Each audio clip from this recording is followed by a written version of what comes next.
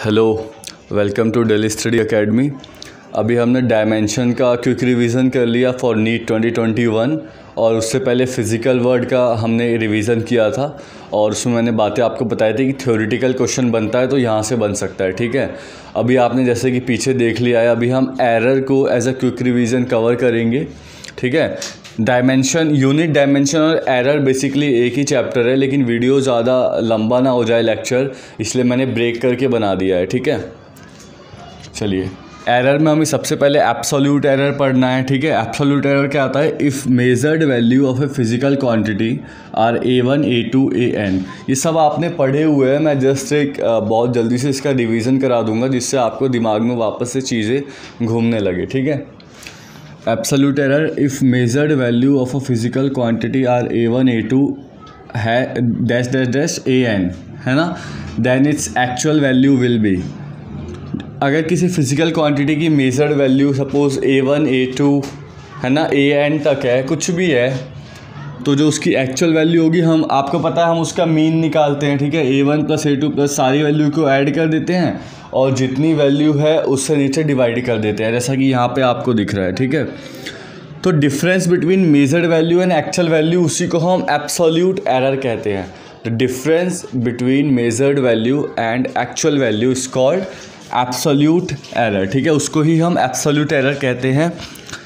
Delta, जैसे कि delta A1 A minus A1, delta A2 find होगा A माइनस A2 से, डेल्टा AN फाइंड होगा A माइनस AN से। ठीक है, एब्सोल्यूट एरर पॉजिटिव, नेगेटिव और ज़ीरो कुछ भी हो सकता है। Absolute error can be anything positive, negative और ज़ीरो। ठीक है, so if measured value of a physical quantity are A1 A2 dash dash dash AN, then इस एक्चुअल वैल्यू विल बी ये हो जाएगी। और जो एब्सोल्यूट एरर होगा उसमें वो डिफरेंस होगा मेजर्ड वैल्यू और एक्चुअल वैल्यू का, यानी कि delta A1 equal to A minus A1, delta A2 A minus A2 and so on. ठीक है, ये वाली कंडीशन याद रखेंगे कि एब्सोल्यूट एरर पॉजिटिव, नेगेटिव और ज़ीरो हो सकता है। ये पूछ लेते हैं कई बार। ठीक है, इसको नोट करिए, फिर नेक्स्ट पढ़ते हैं। चलो नेक्स्ट है mean absolute error. Mean absolute error, जैसे कि नाम से ही आपको क्लियर हो रहा होगा कि मीन फाइंड आउट करना होगा। ठीक है, जो जैसे हमने एब्सोल्यूट एरर पढ़ा था डेल्टा A1, तो इसमें हम उसका मॉड कर देंगे, delta A1 plus delta A2 है ना, अंदर मॉड प्लस डेल्टा AN जहाँ तक हमें वैल्यूज़ है, और फिर उससे डिवाइड कर देंगे, इस वाले n से उसको डिवाइड कर देंगे, तो ये मीन एब्सोल्यूट एरर आ जाएगा। फिर होता है relative error, ratio to the mean value, ratio of mean value to the actual value, है ना। रेशियो होता है ये मीन वैल्यू और एक्चुअल वैल्यू का, ये पॉजिटिव हो सकता है, नेगेटिव हो सकता है, डेल्टा A/A। उसके बाद ये तो आपको पता है कि पॉजिटिव ही होगा क्योंकि यहाँ पे मॉड हो रहा है ना सबका, तो अल्टीमेटली वो प्लस ही होगा। Percentage error, percentage error delta A/A into 100%। ठीक है, परसेंटेज एरर ऐसे निकालते हैं, डेल्टा A/A जो हमने यहाँ निकाला था रिलेटिव एरर, उसको 100 से अपन मल्टीप्लाई कर देते हैं, जिससे हमारे पास परसेंटेज एरर आ जाता है।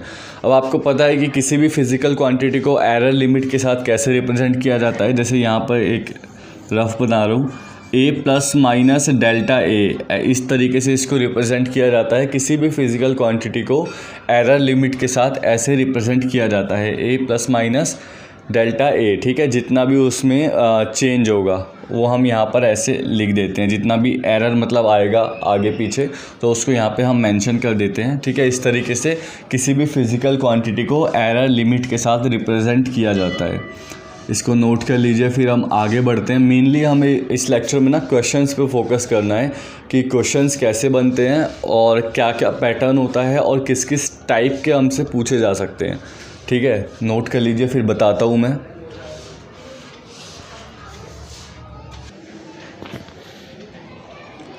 ये क्वेश्चन है आपके सामने। सबसे पहले एक इजी सा क्वेश्चन करके देखते हैं। देखो क्या कह रहा है कि length of a rod is 5.0 plus minus 0.1 centimetre.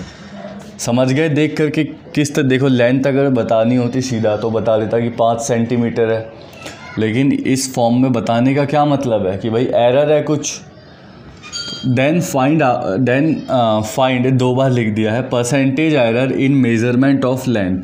तो बोल रहा है कि मेजरमेंट ऑफ लेंथ में परसेंटेज एरर बताओ।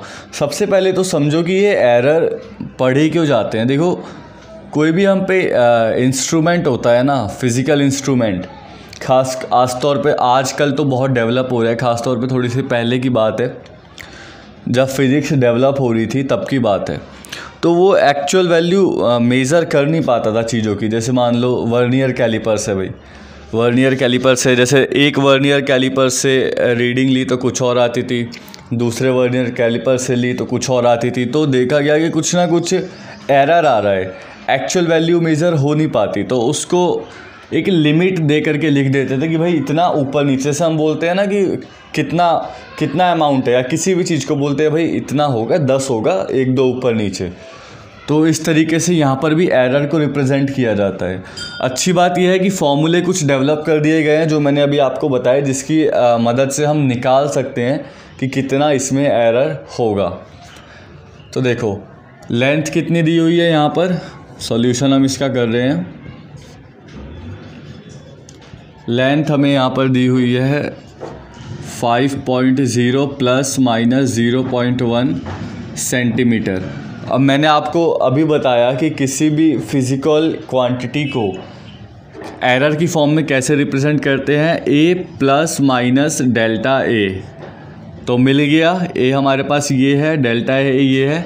अब रिलेटिव एरर का फॉर्मूला क्या था, रिलेटिव एरर का फॉर्मूला था डेल्टा ए बाय ए।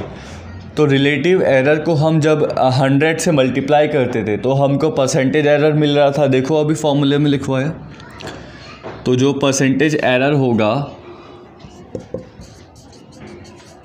वो होगा डेल्टा ए अपॉन में ए इंटू 100। डेल्टा ए कितना है 0.1, ठीक है, दिख रहा है ना यहाँ तक, ठीक है। ए कितना है 5.0 या 5 इंटू 100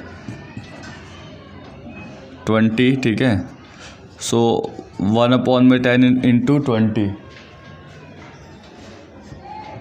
सो वैल्यू आ गई 2, ठीक है। इतना हमारा परसेंटेज एरर की वैल्यू आ गई 2%, ठीक है।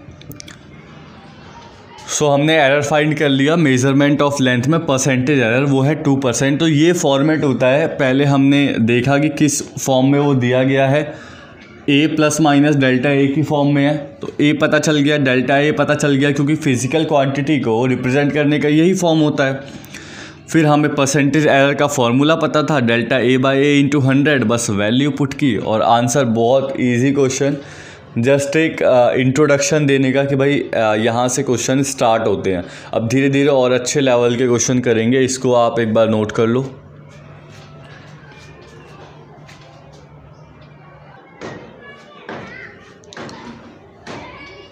चलो अब ये क्वेश्चन देखते हैं, थोड़ा सा उससे आगे का, ऑलमोस्ट सिमिलर है उसके, ठीक है। तो ज़्यादा टेंशन लेने वाली कोई बात है नहीं इसमें। Time period of oscillation of a simple pendulum is 1/5 second. जो टाइम पीरियड है सिंपल पेंडुलम का, ठीक है, time period of oscillation of simple pendulum कितना दिया है 1/5 सेकेंड। मैंने बताया था ना 2π√L/g होता है, उसका यहाँ पे काम नहीं होगा, लेकिन फिर भी याद रखो। If time of to oscillate 20 oscillation, 20 oscillation करने का जो टाइम है वो 25 सेकेंड है।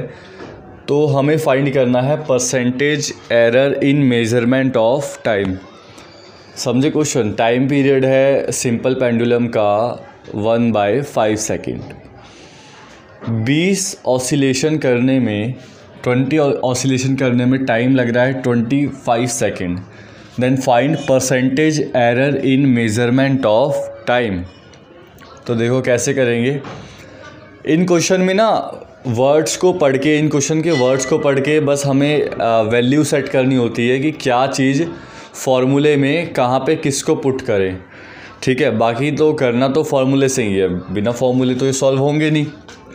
तो देखो ये time period of oscillation of a simple pendulum, जहाँ ये कह रहा है 1/5 सेकेंड, ये बताना चाह रहा है कि वो लीस्ट काउंट है।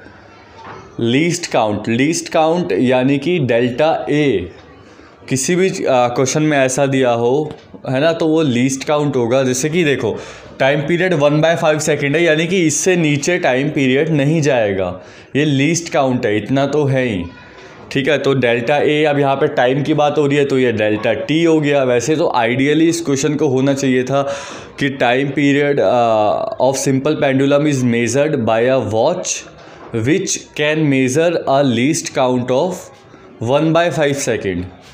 मतलब वॉच का बताना चाहिए था कि लीस्ट काउंट मेज़र इतना कर पा रही है और सिंपल पेंडुलम का टाइम पीरियड इतना हुआ जो इस वॉच से मेज़र किया गया है, जिसका लीस्ट काउंट है 1/5 सेकेंड। बट ये ऐसे ही पूछा गया था तो मैं आपको ऐसे ही बता रहा हूँ, आपको समझना पड़ेगा, ठीक है। तो यहाँ पे डेल्टा टी की वैल्यू हमारे पास कितनी आ गई, 1/5 second.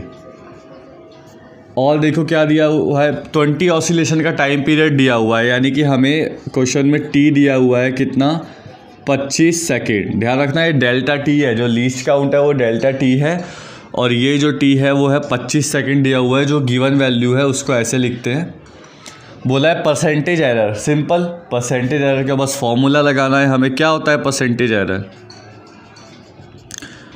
Delta T upon T into 100। Delta T कितना हो गया 1/5 अपॉन में टी कितना हो गया 25 इंटू 100। 1/5 1/25 इंटू 100। 100 डिवाइडेड बाय 125, तो ये हम दिख रहा है ना भैया तक, ठीक है। ये हमारे पास आ जाएगा 0.8%। तो परसेंटेज एरर इन टाइम हमारे पास आ जाएगा कितना 0.8%। बस फॉर्मेट देख लो, ये जो बोल रहा है ना कि टाइम पीरियड इतना है, तो वो बोल रहा है कि लीस्ट काउंट इतना है, मतलब कि इतना टाइम पीरियड है आइडियली, ठीक है। एक वॉच है जो सिंपल पेंडुलम का टाइम पीरियड इतना मेज़र कर सकती है, उस वॉच का लीस्ट काउंट कितना है 1/5 सेकेंड, ठीक है। और टी दे दिया 25 सेकेंड, कितने ऑसिलेशन का 20 ऑसिलेशन का, या जितने भी ऑसिलेशन का देता हमें उससे मतलब नहीं थी, हमें तो ये मतलब है कि टी दे दिया उसने। तो परसेंटेज एरर हो गया delta T by T into 100, ठीक है। कैलकुलेट करके हमारे पास 0.8% आ गया। बस क्वेश्चन के फॉर्मेट याद रख लो मन में कि ऐसा आएगा तो ऐसे करना है, ऐसा आएगा तो ऐसे करना है, और 1-2 बार प्रैक्टिस कर लो, बाकी अपने आप हो जाएगा, ठीक है। इसको नोट करो, फिर आगे देखते हैं।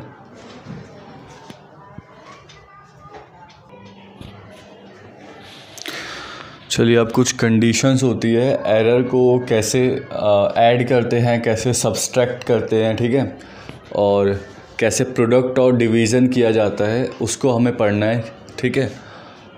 देखो मेज़रमेंट में जो भी एरर आता है, ये तो मैंने बता दिया, किसी भी फिज़िकल क्वांटिटी को ऐसे रिप्रेजेंट करते हैं A प्लस माइनस डेल्टा ए, ठीक है। तो यहाँ पर हमें एडिशन और सब्सट्रैक्शन में किन बातों का ध्यान रखना होता है, ये देख लो। A plus minus delta a and B plus minus delta b, ये दो हम पे फिज़िकल क्वांटिटीज़ है, ठीक है, दो वैल्यूज़ है हम पे।